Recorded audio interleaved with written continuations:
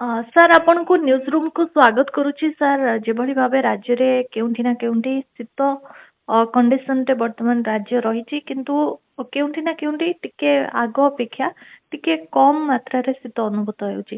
ବର୍ତ୍ତମାନ ପାଗକୁ ନେଇ କ'ଣ କହିବେ, ଶୀତକୁ ନେଇ କ'ଣ କହିବେ, କ'ଣ ସାର୍ ରହୁଛି ଅପଡେଟ୍? ହଁ ନମସ୍କାର। ହଁ ବର୍ତ୍ତମାନ ଆମର ଯଦିଓ ଗୋଟେ ଓଭରଅଲ୍ ଶୀତ କଣ୍ଡିସନ ଅଛି, କିନ୍ତୁ ଶୀତର ଯୋଉ ପ୍ରଭାବଟା ଆଂଶିକ ରୂପେ କମିଯିବ, କାରଣ ବର୍ତ୍ତମାନ ଆମର ଯୋଉ ପଶ୍ଚିମା ଝଡ଼ର ପ୍ରଭାବ ଉତ୍ତର ଭାରତରେ ରହୁଛି, ଆଉ ତା ପ୍ରଭାବରେ ଯୋଉ ଉତ୍ତର ପଶ୍ଚିମ ଯୋଉ ବାୟୁର ଦିଗ ବର୍ତ୍ତମାନ ଓଡ଼ିଶାରେ ସେଇଟା ସିଧାସଳଖ ପହଞ୍ଚି ପାରିବନି, ତା ବ୍ୟତିକ୍ରମ ଦେଖାଯିବ। ତେଣୁ ତା ପ୍ରଭାବରେ ସାମାନ୍ୟ ଶୀତ କମିବାର ସମ୍ଭାବନା ରହୁଛି। କିନ୍ତୁ ଏଇ ଯୋଉ ବାୟୁର ଯୋଉ ଦିଗଟା ପୁଣି 17 ତାରିଖରୁ ଓଡ଼ିଶା ଉପରେ ପ୍ରଭାବ ଦବ, ତେଣୁ 17 ତାରିଖରୁ ପୁଣି ଶୀତର ପ୍ରଭାବ ବଢ଼ିବାର ଯଥେଷ୍ଟ ସମ୍ଭାବନା ରହୁଛି ଅପ୍ ଟୁ 21-22 ପର୍ଯ୍ୟନ୍ତ।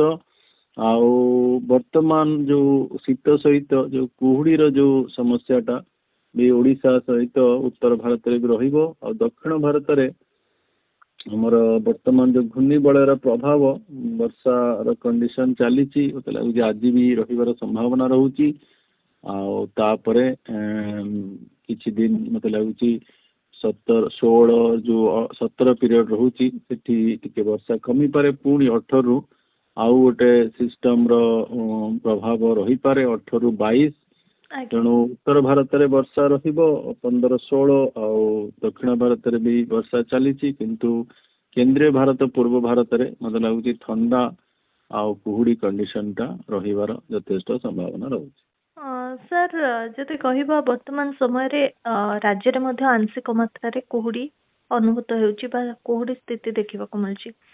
ଆଗକୁ କେଉଁ କେଉଁ ଜିଲ୍ଲା ଗୁଡ଼ିକରେ, ରାଜ୍ୟ କଥା ଯଦି କହିବା, ରାଜ୍ୟରେ କୁହୁଡ଼ି ଦେଖିବାକୁ ମିଳିବ ବା କୁହୁଡ଼ି ସ୍ଥିତି ଲାଗି ରହିବ, ସେ ନେଇ କ'ଣ କହିବେ? କୁହୁଡ଼ିର ଯୋଉ ବର୍ତ୍ତମାନ ଅବସ୍ଥିତି ଦେଖିଲେ ଉତ୍ତର ଭାରତର ଯୋଉ ରାଜ୍ୟମାନେ ସେମାନେ ବେଶୀ ପ୍ରଭାବିତ ହଉଛନ୍ତି, ଯେମିତି ଉତ୍ତରପ୍ରଦେଶ, ବିହାର, ଦିଲ୍ଲୀ, ଆଉ ହରିୟାଣା, ପଞ୍ଜାବ। ଆମର ଯୋଉ ଗାଙ୍ଗୀୟ ଉପତ୍ୟକା ଯୋଉ ଅଛି, ସେଠି ବହୁତ ଘନ କୁହୁଡ଼ି ଦେଖିବାକୁ ମିଳୁଛି ବର୍ତ୍ତମାନ। କିନ୍ତୁ ଆପଣ ଯଦି ସେଇ ଜୋନ୍ଟା ଛାଡ଼ିଦେବେ, ତାହେଲେ ଆମର ଯୋଉ ଦ୍ୱିତୀୟ ଜୋନ୍ଟା ରହୁଛି ସେ କେନ୍ଦ୍ରୀୟ ଭାରତର କିଛିଟା ଅଞ୍ଚଳ ଆଉ ଓଡ଼ିଶା ଉପକୂଳବର୍ତ୍ତୀ ରାଜ୍ୟ ହେଉଥିବାରୁ ଏ ଯୋଉ କୁହୁଡ଼ି ସମସ୍ୟାଟା ରହିବ। ଆଉ ପର୍ଟିକୁଲାରଲି ଆମର ଯୋଉ ଉପକୂଳବର୍ତ୍ତୀ ଜିଲ୍ଲାମାନେ ଅଛନ୍ତି, ଯେମିତି ଆପଣ ଯେତେ ଧରିକି ଯିବେ ଭଦ୍ରକରୁ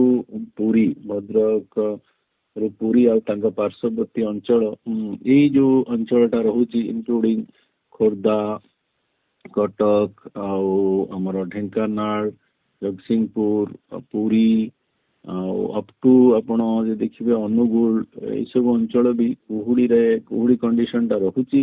ଆଉ ତା ସହିତ ଦକ୍ଷିଣ ଆମର ଓଡ଼ିଶାରେ ବି କୁହୁଡ଼ି କଣ୍ଡିସନ ରହିବ। ଯଦିଓ କୁହୁଡ଼ି କଣ୍ଡିସନଟା ଆପଣଙ୍କର 17-19 ସମୟ ରହିବ, ଯେତେବେଳେ ଶୀତ ପଡ଼ିବ ଟିକେ କୁହୁଡ଼ି କମି ଯାଇପାରେ, କିନ୍ତୁ ପୁଣି ଯୋଉ ଆମର ପଛକୁ ଆଉ ଗୋଟେ ଘୂର୍ଣ୍ଣିବଳୟ କ୍ଷେତ୍ର ଆସୁଛି, ଯାହାର ପ୍ରଭାବଟା ଦକ୍ଷିଣ ଭାରତରେ 18-22 ପଡ଼ିବ, ପୁଣି ଦେଖିବେ କୁହୁଡ଼ି କଣ୍ଡିସନଟା ବଳବତ୍ତର ରହିବ।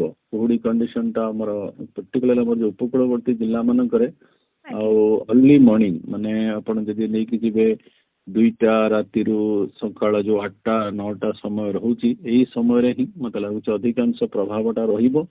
କାରଣ ବାୟୁର ଯୋଉ ଚଳନ ହଉଛି, ଆର୍ଦ୍ରତାପୂର୍ଣ୍ଣ ବାୟୁ ଆସୁଛି ସ୍ଥଳ ଭାଗକୁ, ଆଉ ଥଣ୍ଡା ଅଛି ସ୍ଥଳ ଭାଗ, ଆଉ ଏଇ ଯୋଉ ଆର୍ଦ୍ରତାପୂର୍ଣ୍ଣ ବାୟୁ ଆସୁଛି ବର୍ଷା କରେଇ ପାରୁନି, ଆଉ ସେଇଥିପାଇଁ କି ସେ ବାୟୁମଣ୍ଡଳରେ କୁହୁଡ଼ି ରୂପରେ ପରିଗଣିତ ହଉଛି। ଆଉ ଏ କଣ୍ଡିସନଟା ରହିବ। ଯଦିଓ ମତେ ଲାଗୁଛି 17-19 ସମୟ ସୀମା ରହିବ, ସେତେବେଳେ ପ୍ରଭାବ ଟିକେ କମି ଯାଇପାରେ। ପୁଣି 20ରୁ ପ୍ରଭାବଟା ଓଡ଼ିଶାରେ ପର୍ଟିକୁଲାରଲି ରହିବାର ଯଥେଷ୍ଟ ସମ୍ଭାବନା ରହୁଛି। ଉତ୍ତର ଭାରତରେ ତ କଣ୍ଡିସନ ରୁହେ, ଆଉ ଦକ୍ଷିଣ ଭାରତରେ ବି ଯୋଉ ଉପକୂଳବର୍ତ୍ତୀ ଅଞ୍ଚଳ ଅଛି ସେଠି ବି ରହିବାର ସମ୍ଭାବନା ରହୁଛି। କିନ୍ତୁ ଓଡ଼ିଶା ପରିପ୍ରେକ୍ଷୀରେ କୁହୁଡ଼ିର ସମସ୍ୟା ଆଉ କିଛି ଦିନ ଲାଗି ରହିବ। ସାର୍ ଯେମିତିକି ଆପଣ କହୁଥିଲେ ବ୍ୟାକ୍ ଟୁ ବ୍ୟାକ୍ ଘୂର୍ଣ୍ଣିବଳୟ କ୍ଷେତ୍ର ସୃଷ୍ଟି ହେବାର ସମ୍ଭାବନା ରହିଛି, କିନ୍ତୁ ଏହାର ପ୍ରଭାବ ଓଡ଼ିଶା ପରିପ୍ରେକ୍ଷୀରେ ଯଦି ଦେଖିବା ପଡ଼ିବ କି? ଘୂର୍ଣ୍ଣିବଳୟଟା ଆମର ଯୋଉ ଲା ନିନାର ବର୍ତ୍ତମାନ ପ୍ରଭାବ ଚାଲିଛି, ତେଣୁ ପୂର୍ବ ବାୟୁ ସକ୍ରିୟ ରହୁଛି, ବେଳେ ବେଳେ ପୂର୍ବ ବାୟୁର ପ୍ରଭାବରେ ଏ ଘୂର୍ଣ୍ଣିବଳୟ ସବୁ ସୃଷ୍ଟି ହୁଏ। ଦକ୍ଷିଣ ଯୋଉ ଆମର ବଙ୍ଗୋପସାଗର ରହୁଛି, ଦକ୍ଷିଣ ପୂର୍ବ ଦକ୍ଷିଣ ପଶ୍ଚିମ ବଙ୍ଗୋପସାଗର ସେଇ ଅଞ୍ଚଳଟା ହିଁ ବେଶୀ ପ୍ରଭାବିତ ହବ, କାରଣ ଆମର ଯୋଉ ଉତ୍ତର ପଶ୍ଚିମର ବାୟୁଟା ଯୋଉ ଚଳନ ଚାଲିଛି ସେ ଘୂର୍ଣ୍ଣିବଳୟକୁ ଉପର ଅକ୍ଷାଂଶକୁ ଉଠିବା ପାଇଁ କି ଦବନି, ତେଣୁ କେନ୍ଦ୍ରୀୟ ବଙ୍ଗୋପସାଗରରେ ଗତିବିଧି କିଛି ନାହିଁ, ତେଣୁ ଦକ୍ଷିଣ ବଙ୍ଗୋପସାଗରଟା ସକ୍ରିୟ ରହିବ। ବର୍ତ୍ତମାନ ଗୋଟେ ସିଷ୍ଟମ ଆମର ଯୋଉ ଦକ୍ଷିଣ ଭାରତରେ ପର୍ଟିକୁଲାରଲି ଆମର ଯଦି ଦେଖିବେ ତାମିଲନାଡୁ, ପଣ୍ଡୁଚେରୀ, କେରଳା, ଦକ୍ଷିଣ ଆନ୍ଧ୍ରପ୍ରଦେଶ, ଦକ୍ଷିଣ କର୍ଣ୍ଣାଟକ ଏ ଅଞ୍ଚଳକୁ ପ୍ରଭାବିତ କରୁଛି। ତାପରେ 18 ତାରିଖରୁ ଆଉ ଗୋଟେ ସିଷ୍ଟମ ବି ଆସିବ, ସେ ବି ସେଇ ଅଞ୍ଚଳକୁ ପ୍ରଭାବିତ କରିବ। ଯଦି ସେ ଉତ୍ତର ଅକ୍ଷାଂଶକୁ ଆସେନ୍ତେ ତାହେଲେ ଆମର କିଛିଟା ପ୍ରଭାବିତ ହୁଅନ୍ତା, କିନ୍ତୁ ବର୍ତ୍ତମାନ କୌଣସି ଘୂର୍ଣ୍ଣିବଳୟର ଉତ୍ତର ଅକ୍ଷାଂଶକୁ ଉଠିବାର କୌଣସି ସମ୍ଭାବନା ନାହିଁ। ତେଣୁ ଆମେ ସେଇଥିରୁ ଆଂଶିକ ରୂପେ ଯୋଉ ଜଳୀୟ ବାଷ୍ପପୂର୍ଣ୍ଣ ଯୋଉ ବାୟୁ ଆମକୁ ମିଳୁଛି, ଯୋଉଟା ଆମକୁ କୁହୁଡି କରିବାରେ ସକ୍ଷମ ହଉଛି। ତା ଛଡା ବର୍ଷାର କୌଣସି କେନ୍ଦ୍ରୀୟ ଭାରତରେ ଆଉ ପୂର୍ବ ଭାରତରେ ଏତେ ସମ୍ଭାବନା ନାହିଁ, କିନ୍ତୁ ଆଜି ଆଉ କାଲି କେନ୍ଦ୍ରୀୟ ଭାରତର କିଛିଟା ରାଜ୍ୟ ଯେମିତି ଆମର ରାଜସ୍ଥାନ, ମଧ୍ୟପ୍ରଦେଶ, ଦିଲ୍ଲୀ ଆଉ ଉତ୍ତରପ୍ରଦେଶ ଏଇ ଅଞ୍ଚଳଟା, ଇଭିନ୍ ଆପଣ ଦେଖିବେ ଉତ୍ତର ଭାରତରେ ଉତ୍ତରାଖଣ୍ଡ, ଆମର ହିମାଚଳ ପ୍ରଦେଶ, ଜାମ୍ମୁ ଆଣ୍ଡ କାଶ୍ମୀର ଏଇ ସବୁ ଅଞ୍ଚଳ ପଶ୍ଚିମା ଝଡ଼ ଦ୍ୱାରା ପଛକୁ ପଛ ପଶ୍ଚିମା ଝଡ଼ ବି ରହୁଛି, ତା ଦ୍ୱାରା ପ୍ରଭାବିତ ହେଇକି ବର୍ଷା ରହିବ। କିନ୍ତୁ ଓଡ଼ିଶାରେ ବର୍ଷାର କୌଣସି ସମ୍ଭାବନା ନାହିଁ, କେବଳ ଥଣ୍ଡା ଆଉ କୁହୁଡ଼ି ଏଇ ଦୁଇଟା ବାୟୁମଣ୍ଡଳର ପରିସ୍ଥିତି ଆମକୁ ପ୍ରଭାବିତ କରିବ ନେକ୍ସଟ ଗୋଟେ ସପ୍ତାହ ପର୍ଯ୍ୟନ୍ତ ଆଟଲିଷ୍ଟ। ସାର୍ ଲାନିନା କଣ୍ଡିସନ କାହିଁକି ଦେଖାଦିଏ? ଆଉ ଆପଣ ଯେମିତି ପୂର୍ବରୁ ଡିସ୍କସନ ଆମେ ବି କରିଥିଲେ, ଲାନିନା ଆଉ ଏଲ୍ ନିନୋ ଆ ଭିତରେ ଡିଫରେଣ୍ଟ କ'ଣ? ଯୋଉ ଆମର ଯୋଉ ବାୟୁମଣ୍ଡଳ ଯୋଉ ପରିସ୍ଥିତି ଆମେ ଯୋଉ କହୁଛେ ବର୍ଷା ହବ କି ଘୂର୍ଣ୍ଣିବଳୟ ହବ କି କୁହୁଡ଼ି ହବ, ଏସବୁ ବାୟୁମଣ୍ଡଳର ବାୟୁର ଗତିବିଧିକୁ ନେଇକି ବହୁତ ଗୁଡା ମାନେ ଆମର ଯୋଉ ପାଣିପାଗର ଅବସ୍ଥିତି ହୁଏ।